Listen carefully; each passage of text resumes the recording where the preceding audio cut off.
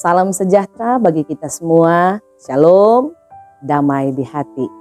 Bapak, Ibu, Saudara dimanapun berada yang menyaksikan pelayanan firman Tuhan melalui channel YouTube Marturia Jemaat Bukit Kasih Irian Permai, wilayah Bitung 13. Perenungan firman Tuhan saat ini merupakan perenungan Gereja Masehi Injili di Minahasa sepanjang minggu berjalan mulai tanggal 27 Agustus sampai 2 September 2023 yang terambil dalam Yeremia pasal 10 ayat 1 hingga ayat 16 dengan tema mingguan Allah yang benar, hidup dan raja yang kekal.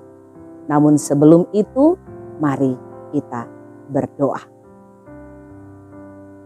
Ya Tuhan Allah, Sang Pencipta dan Pemilik kehidupan ini, kami bersyukur atas segala kasih dan penyertaan-Mu dalam kehidupan kami sebagai orang-orang yang percaya. Kami boleh hidup dalam kasih dan pemberkatan-Mu. Oleh karena itu hanya Engkaulah Tuhan yang layak untuk kami sembah dan muliakan dalam kehidupan ini. Dan saat ini sebagai orang-orang yang percaya kepadamu, kami rindu untuk belajar firman-Mu dari dalam Alkitab yang kami imani menjadi pegangan dan penuntun bagi kami, mengarahkan langkah hidup kami sebagai orang-orang percaya, agar kehidupan kami boleh berkenan kepadamu dan terus memuliakan Engkau. Maka tuntun kami, ya Tuhan, dengan hikmat dan kuasa Roh Kudus-Mu, agar kami boleh hidup taat dan setia melakukan kebenaran firman-Mu. Dalam nama Tuhan Yesus kami berdoa. Amin. Saudara-saudara yang dikasihi dan diberkati Tuhan, mari kita membaca Yeremia pasal 10 ayat 1 hingga ayat 16 yang oleh Lembaga Alkitab Indonesia diberikan judul Allah yang hidup dan berhala-berhala. Dengarlah firman yang disampaikan Tuhan kepadamu, hai kaum Israel. Beginilah firman Tuhan. Janganlah biasakan dirimu dengan tingkah langkah bangsa-bangsa. Janganlah gentar terhadap tanda-tanda di langit, sekalipun bangsa-bangsa gentar terhadapnya. Sebab yang disegani bangsa-bangsa adalah kesia-siaan. Bukankah berhala itu pohon kayu yang ditebang orang dari hutan, yang dikerjakan dengan pahat oleh tangan tukang kayu? Orang memperindah-Nya dengan emas dan perak. Orang memperkuatnya dengan paku dan palu supaya jangan goyang. Berhala itu sama seperti orang-orangan di kebun mentimun. Tidak dapat berbicara, orang harus mengangkatnya sebab tidak dapat melangkah. Janganlah takut kepadanya, sebab berhala itu tidak dapat berbuat jahat dan berbuat baik pun tidak dapat. Tidak ada yang sama seperti Engkau, ya Tuhan. Engkau besar dan nama-Mu besar oleh keperkasaan. Siapakah yang tidak takut kepadamu, ya Raja bangsa-bangsa? Sungguh kepadamulah seharusnya sikap yang demikian. Sebab di antara semua orang bijaksana dari bangsa-bangsa dan di antara raja-raja mereka tidak ada yang sama seperti Engkau. Berhala itu semuanya bodoh dan dungu. Petunjuk dewa itu sia-sia karena ia hanya kayu belaka. Perak kepingan dibawa dari Tarsis dan emas dari Ufas. Berhala itu buatan tukang dan buatan tangan pandai emas. Pakaiannya dari kain ungu tua dan kain ungu muda. semuanya buatan orang-orang ahli. Tetapi Tuhan adalah Allah yang benar, Dialah Allah yang hidup dan Raja yang kekal. Bumi goncang karena murkanya, dan bangsa-bangsa tidak tahan akan geramnya.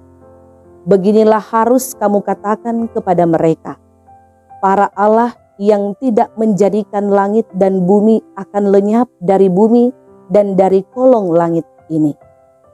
Tuhanlah yang menjadikan bumi dengan kekuatannya, yang menegakkan dunia dengan kebijaksanaannya, dan yang membentangkan langit dengan akal budinya.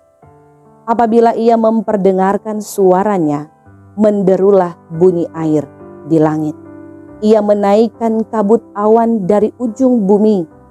Ia membuat kilat serta dengan hujan dan mengeluarkan angin dari perbendaharaannya. Setiap manusia ternyata bodoh, tidak berpengetahuan, dan setiap pandai emas menjadi malu karena patung buatannya. Sebab patung tuangannya itu adalah tipu, tidak ada nyawa di dalamnya, semuanya adalah kesia-siaan, pekerjaan yang menjadi buah ejekan, dan yang akan binasa pada waktu dihukum.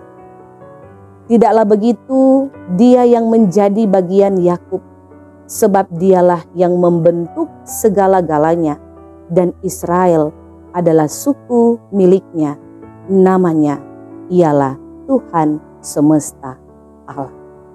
Demikianlah Yeremia pasal 10 ayat 1 hingga ayat 16.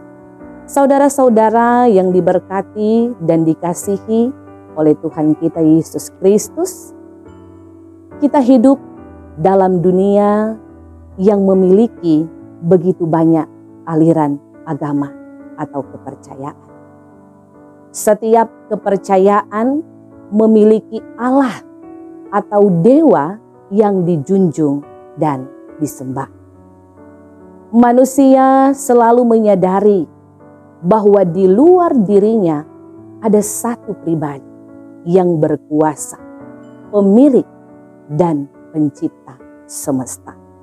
Sehingga akhirnya manusia berusaha mencari dan menemukan Allah. Ada begitu banyak orang yang berusaha menampakkan wujud Allah melalui benda-benda yang ada di sekitarnya.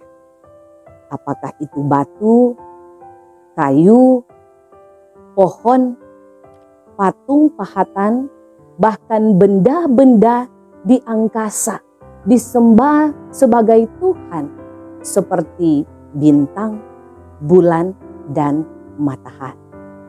Semua ini tentu lahir dari rasa penasaran manusia dalam rangka berusaha mencari dan menemukan Tuhan dalam hidup.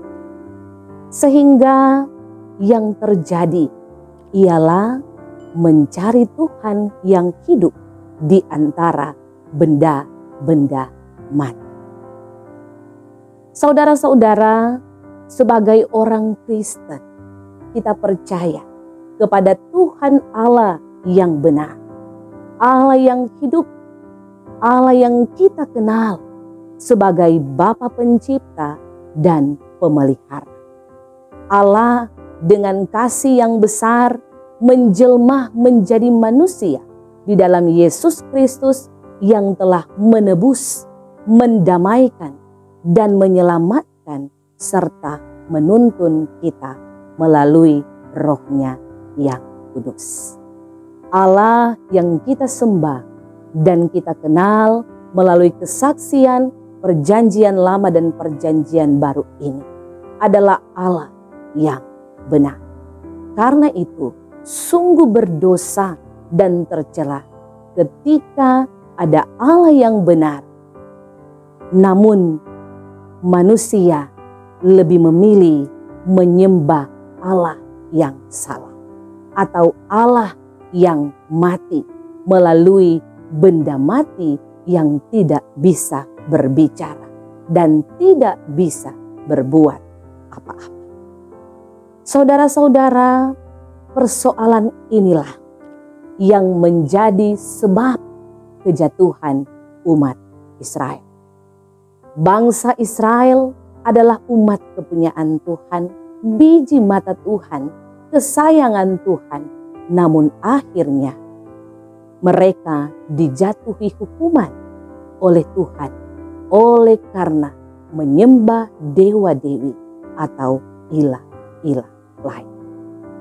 Sebelum memasuki tanah perjanjian, Tuhan Allah dengan segala penyertaannya melalui tiang awan dan tiang api serta tabut perjanjian sebagai tanda kehadiran Tuhan telah menyatakan pertolongan yang besar dan dahsyat bagi orang-orang Israel dalam perjalanan menuju tanah perjanjian. Sehingga Tuhan Allah melalui perantaraan nabinya selalu mengingatkan apabila umat telah sejahtera di tanah yang berlimpah susu dan madunya. Hati-hati jangan sampai akhirnya melupakan Tuhan dengan beribadah dan mengikuti Allah lain, karena pasti mereka akan binasa. Saudara-saudara, hal ini jugalah yang menjadi alasan pemanggilan Yeremia sebagai nabi untuk mengingatkan orang-orang Israel, khususnya Yerusalem atau Yehuda, akan dosa mereka dan tentang penghukuman yang akan datang. Yeremia adalah seorang nabi yang sekalipun dalam usia yang masih muda dan tidak pandai berbicara, tetapi sejak dari rahim Tuhan Allah telah mengenal dan menetapkan Yeremia untuk menjadi nabi bagi Tuhan. Perkataan Tuhan ada pada mulutnya dan Yeremia diangkat atas bangsa-bangsa dan atas kerajaan-kerajaan untuk mencabut dan merobohkan, untuk membinasakan dan meruntuhkan, untuk membangun dan menanam.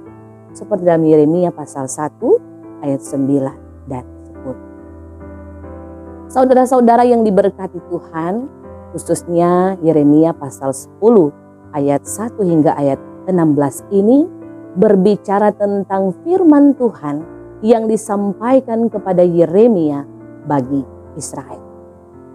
Janganlah mengikuti langkah atau kebiasaan bangsa-bangsa lain yang menyembah berhala. Karena berhala itu adalah pohon yang ditebang, yang dikerjakan oleh tukang pahat dan diperindah dengan emas dan perak, serta diperkuat dengan paku supaya tidak goyang.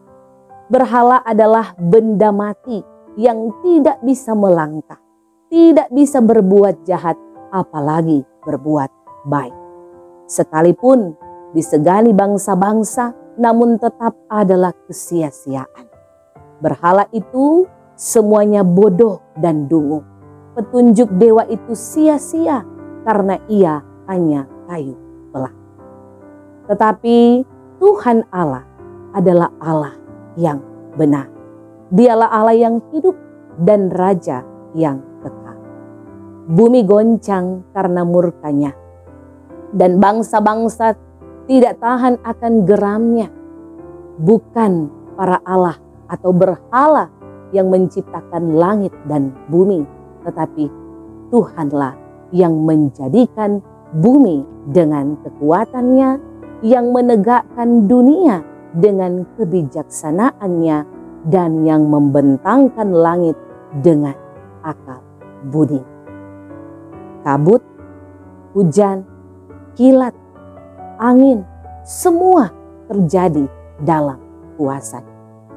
Tetapi ternyata semua manusia bodoh, tidak berpengetahuan, dan karena itu malu dengan patung emas buatannya.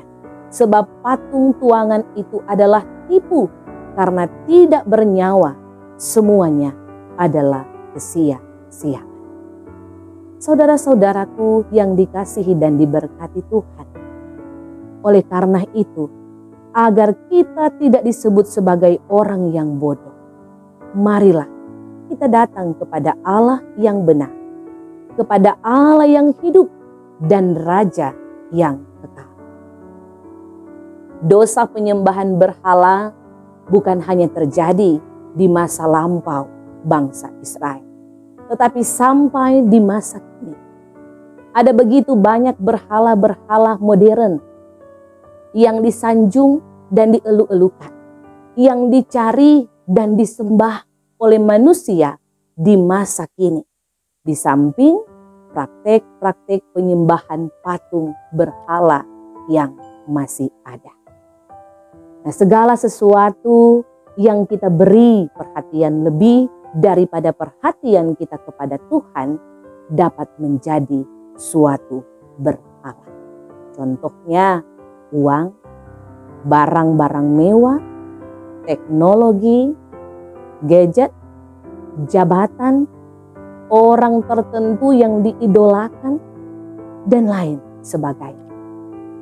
Karena itu, firman Tuhan mau kembali mengingatkan kita untuk tidak seperti orang-orang Israel, tetapi sebaliknya mau mengutamakan Tuhan di dalam kehidupan kita. Tetap mau datang kepada Tuhan dan mengandalkan Dia dalam segala hal. Dialah Tuhan semesta alam. Saudara-saudara, Tuhan tidak berkenan terhadap keberadaan setiap berhala. Itulah sebabnya Dia tidak segan menghukum umatnya ketika mereka berlaku tidak setia. Saat ini, mari mengoreksi kehidupan kita masing-masing. Perhatikan setiap hal yang berpotensi menjauhkan diri kita dari Tuhan. Dan jika kita menemukan berhala dalam kehidupan kita, singkirkan sekarang juga, agar keberadaannya tidak membuat kita kehilangan berkat Allah. Amin. Mari kita berdoa.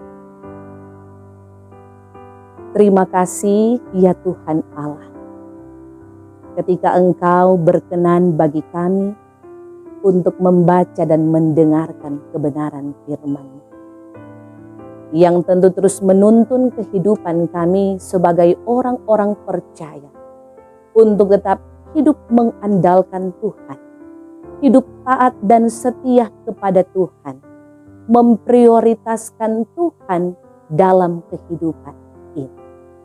Maka tuntunlah kami ya Tuhan Allah, dengan kuasa Roh Kudus-Mu untuk mewujudkan kehidupan sebagai orang-orang yang percaya, yang telah menerima keselamatan daripada-Mu, yang telah menerima kasih-Mu yang besar dalam kehidupan ini. Agar hidup kami boleh terus memuliakan Engkau.